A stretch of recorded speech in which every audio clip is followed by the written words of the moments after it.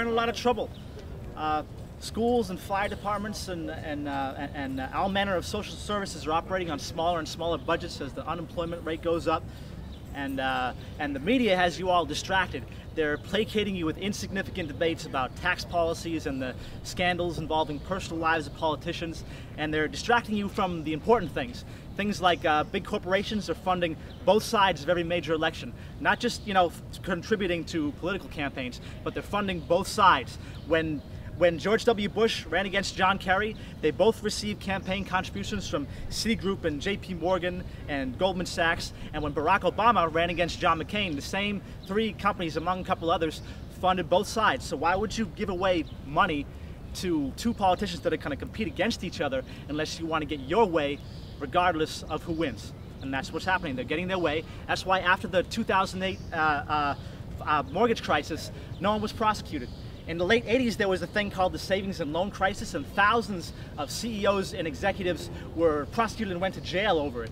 But in 2008, nothing. Not even when they used bailout money to pay for bonuses, and when they got multi-million-dollar severance packages after running their companies into the ground and betting against their own mortgages. Our president said he would raise taxes on the wealthy.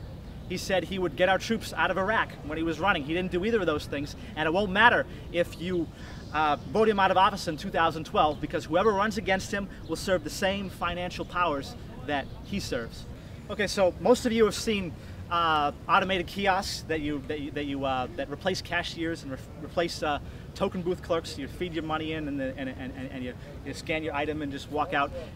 Technology is replacing more and more people, and we have less well-known things. We can make cars now that can drive themselves. That's gonna when the price comes down, it can replace cab drivers and can replace truck drivers. And we even have a computer program that just won Jeopardy. You can ask it a question and it answers you back in English, like a person. How many jobs could that wipe out once the price comes down on it? Because all technologies come down in price over time. So if we used automated technology for everything that we could use it for right now, we could replace 75% of the human workforce with the technology we have now. The reason we don't have 75% unemployment right now is because a lot of those are still too expensive, but because they all come down in price over time, pretty soon it's going to become impossible for businesses to keep their employees. They're going to lay off their workers and replace them with machines, because if they don't, they're going to be outcompeted and run out of business by business competitors with lower priced products. So then it's if people can't get jobs, they can't support the economy by buying anything, and it's impossible to continue trading labor for money and money for goods and services. What the Zeitgeist movement wants to do is we want to use technology to serve people instead. So everything we make now can be made by automated machines. Our cars, our clothes, our shoes, our electronic devices, all that stuff can be made by automated machines.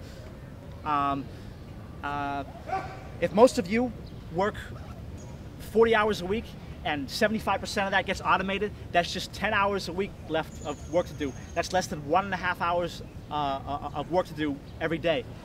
And so if people don't have to have full-time jobs because machines are doing most of the work, then that'll decrease the price of all the goods that people need.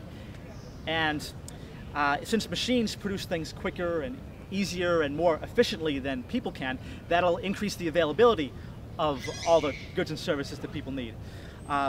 So you don't pay for air because air is so abundant you can't sell it. You pay very, very little for tap water because tap water is so cheap because it's so abundant that it's not worth it to sell tap water.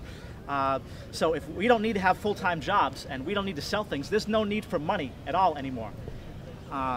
Only when we get rid of money can we use the true potential of modern technology to increase the standard of living for everybody.